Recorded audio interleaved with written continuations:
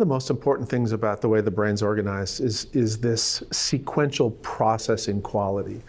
And we know the brain develops sequentially, and we know that incoming information from the outside world, its first stop, when it's being processed by the brain, is low, and then it will be processed by the middle part of the brain and then by the top part of the brain. So there's a sequence of processing. And one of the things that we know about that sequence is that frequently as adults, when we're trying to communicate with other people, we forget that in order for us to get to that person's cortex, we have to go through the lower and dumber parts of the brain. And if those parts of the brain are all stirred up, you're not going to get an efficient message through to the cortex. And so one of the things that we know that allows you to be really, really efficient in getting information to the cortex is if you're connected relationally.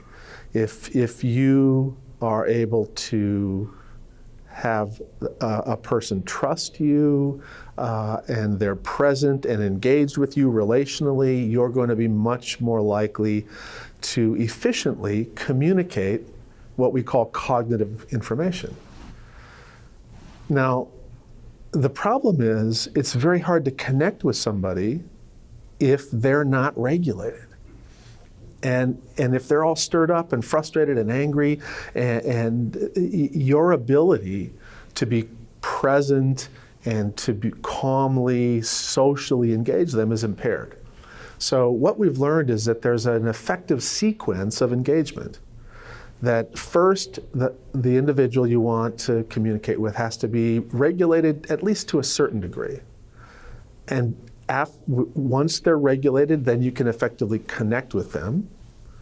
And then once you connect with them, then you can persuade them, then you can reason with them. But one of the things that we have realized is that very often people violate what we call this sequence of engagement. So they take a very, very, very dysregulated child and they try to talk to them, try to make them be better. So like pay attention or calm down. And one of the things that we know is that probably the most dysregulating two words in the English language are calm down.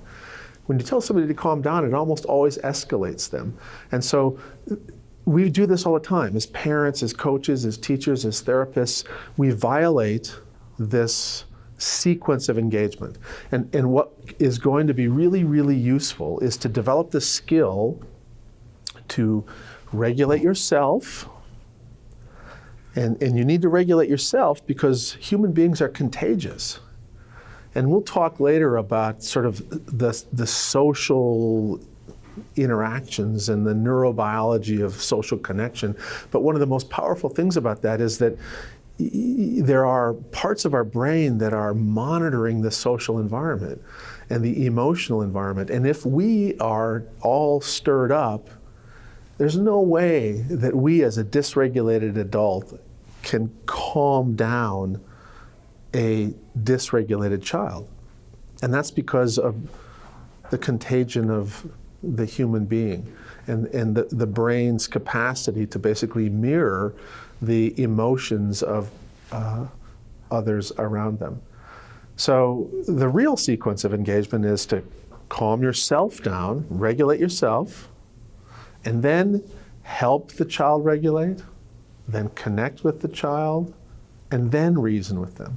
And so one of the most effective things, we find is that instead of stepping forward and raising your voice and wagging your finger and saying, do what I say, how many times have I told you, and other forms of cognitive interaction, you do things like step back, calmly suggest, let's take a walk, you walk side by side, and then once there's a certain degree of regulation and you feel like you're connected, then you're able to effectively communicate with the child.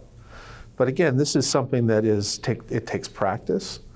Even though I've known this for 30 years, I think I probably violate that sequence of engagement 5 or 6 times a day, both with my own kids and with my colleagues. It's an awareness that's very helpful, but it's also an awareness that requires practice to act on.